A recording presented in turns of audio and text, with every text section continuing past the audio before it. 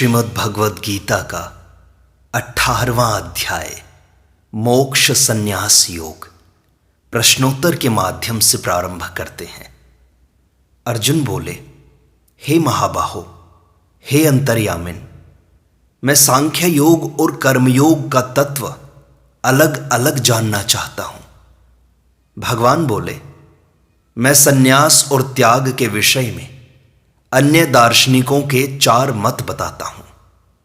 पहला, कई विद्वान काम्य कर्मों के त्याग को संन्यास कहते हैं, कई संपूर्ण कर्मों के फल के त्याग को त्याग कहते हैं।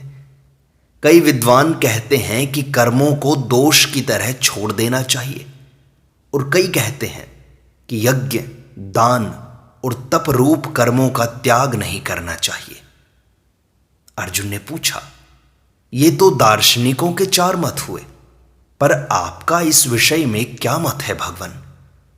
भगवान ने कहा, हे भरतवंशियों में श्रेष्ठ अर्जुन, संन्यास और त्याग, इन दोनों में से पहले तू त्याग के विषय में मेरा मत सुन, क्योंकि हे पुरुष श्रेष्ठ, त्याग 3 प्रकार का कहा गया है। यज्ञ, दान और तपरूप कर्मों का त्याग नहीं करना चाहिए, अपितु उनको यदि न करते हो तो जरूर करना चाहिए, कारण कि उनमें से एक एक कर्म मनुष्यों को पवित्र करने वाला है।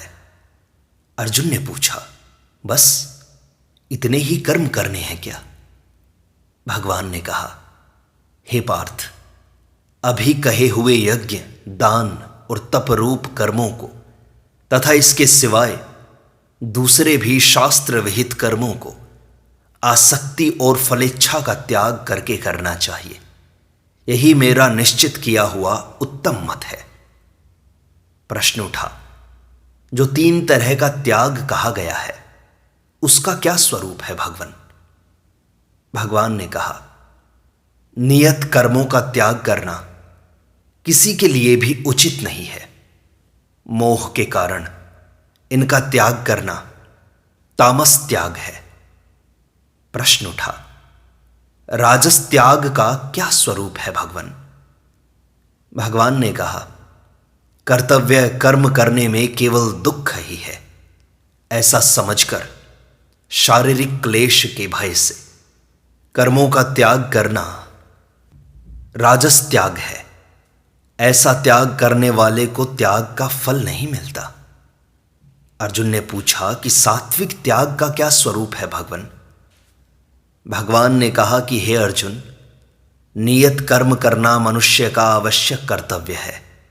ऐसा समझकर कर्मों की आसक्ति और फल की इच्छा का त्याग करके नियत कर्मों को करना सात्विक त्याग है। अर्जुन ने पूछा कि त्याग करने वाला मनुष्य कैसा होता है भगवान? भगवान ने कहा कि वह सकाम और निषिद्ध कर्मों का त्याग तो करता है, पर द्वेष पूर्वक नहीं, और शास्त्र नियत कर्तव्य कर्मों का आचरण तो करता है, पर राग पूर्वक नहीं।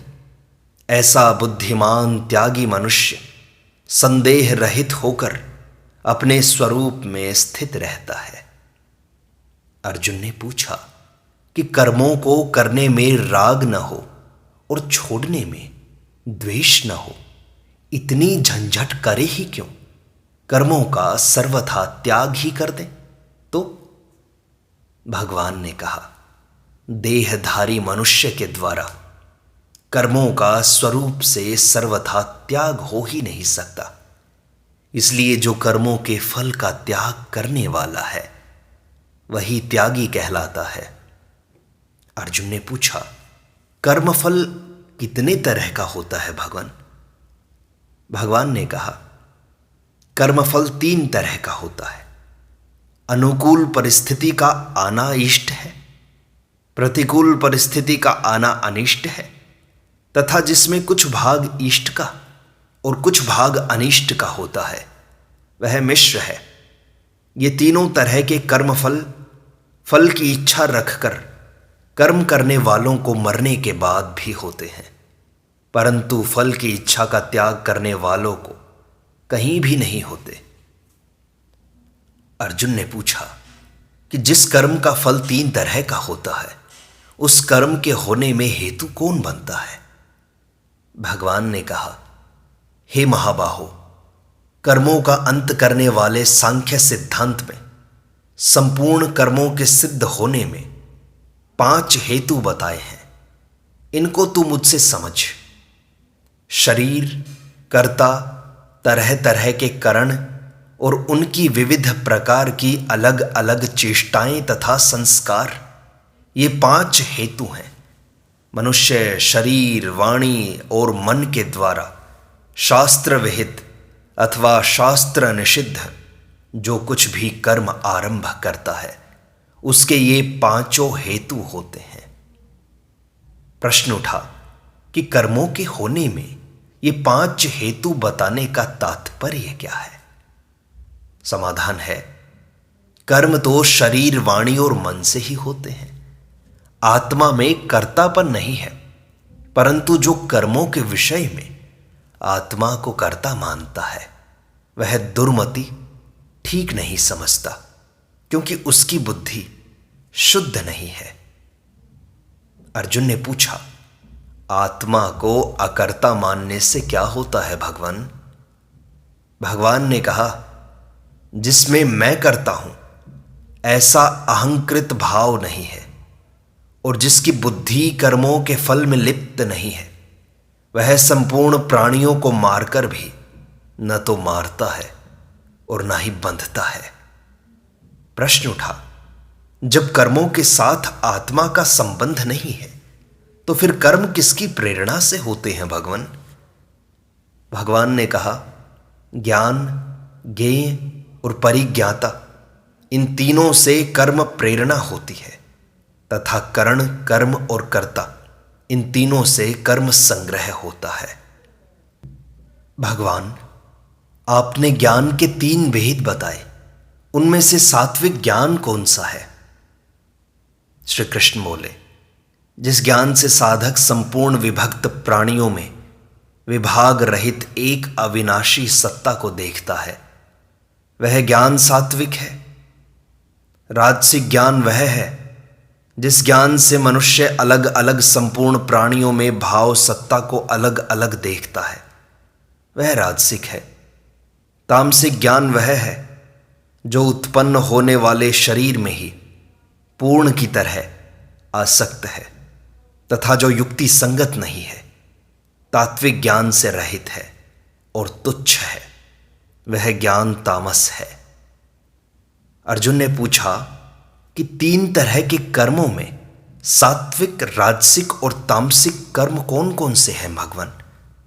भगवान ने कहा, जो नियत कर्म फल की इच्छा से रहित मनुष्य के द्वारा राग, द्वेष और कर्तृत्व अभिमान से रहित होकर किया जाए, वह सात्विक है।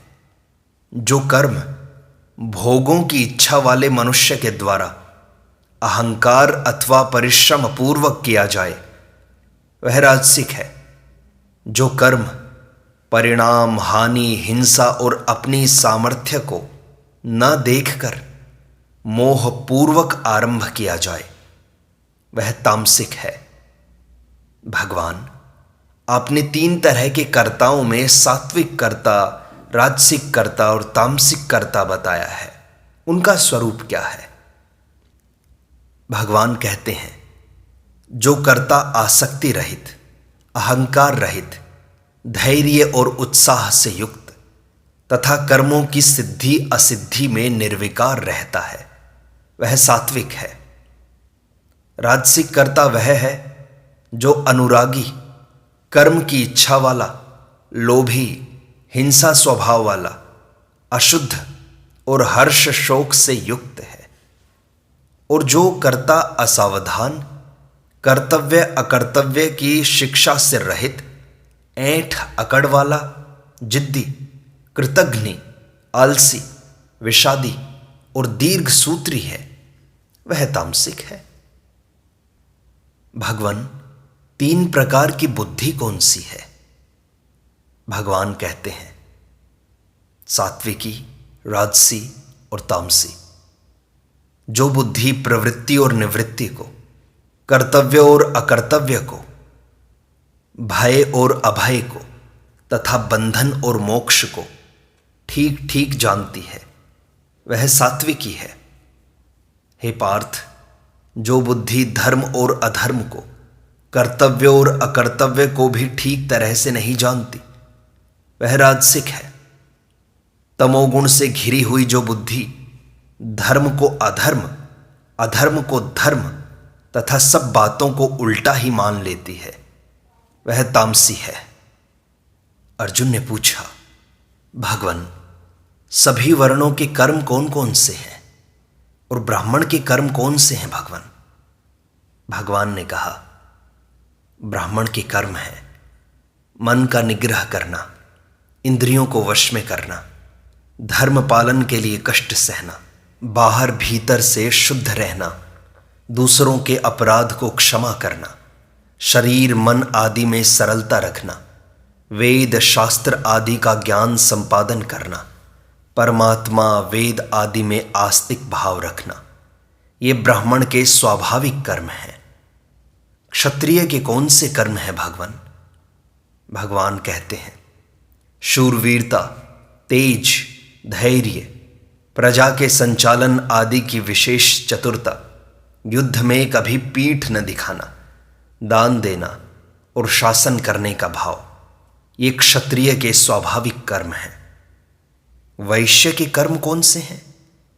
भगवान कहते हैं, खेती करना, गायों की रक्षा करना और शुद्ध व्यापार करना, ये वैश्य के स्वाभाविक कर्म हैं। अर्जुन पूछते हैं कि शूद्र के कौन से कर्म हैं?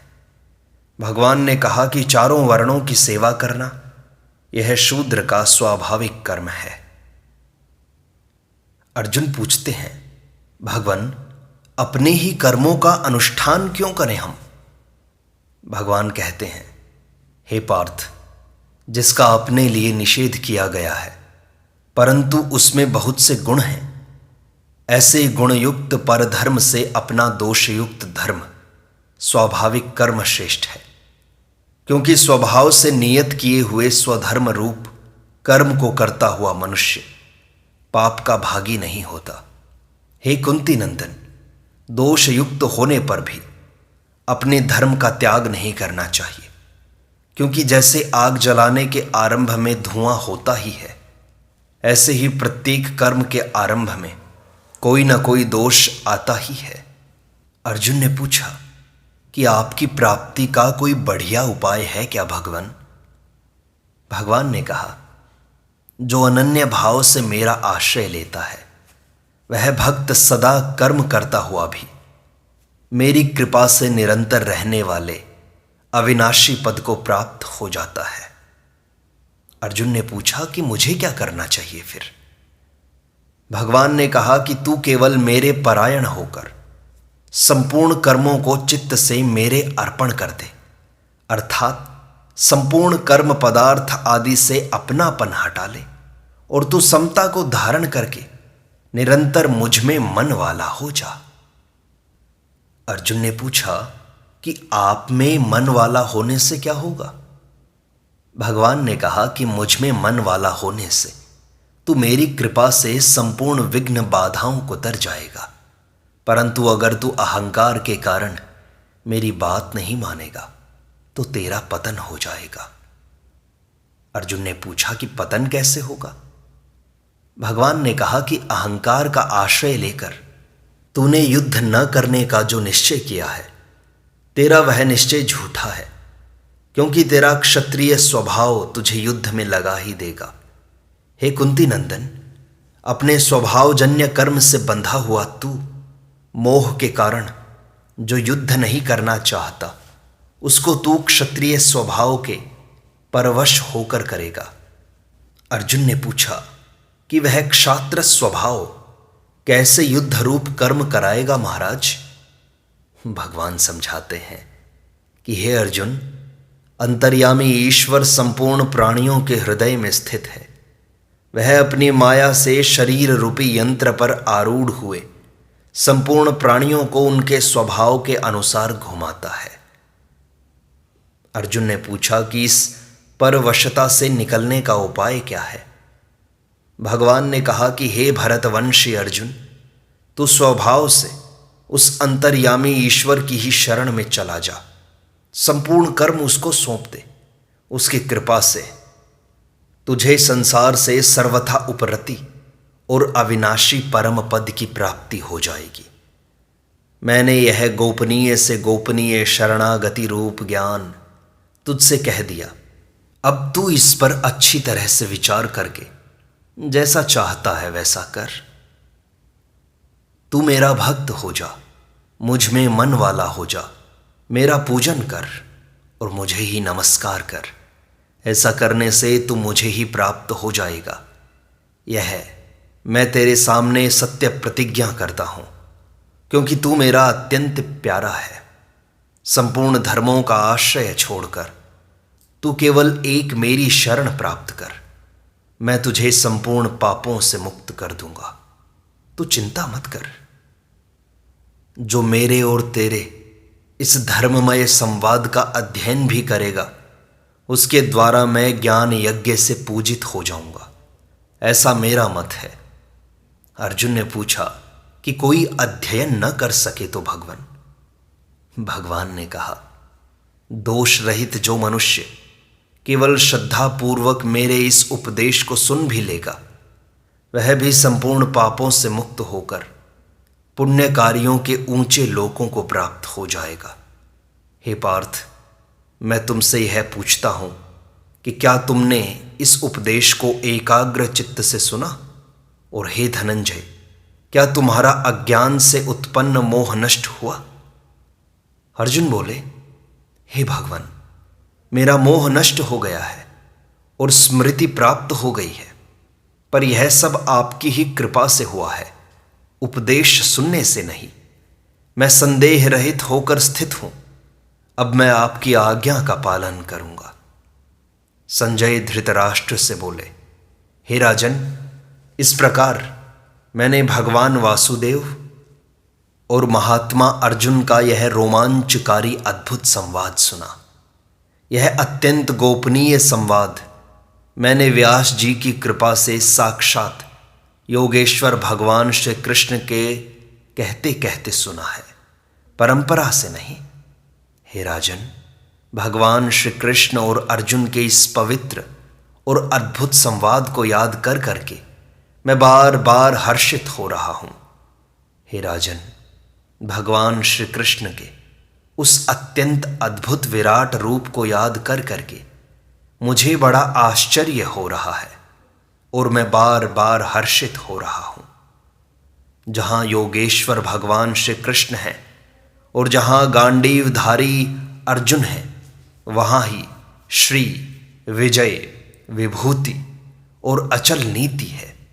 यही मेरा निश्चय है, यही मेरा निश्चय है।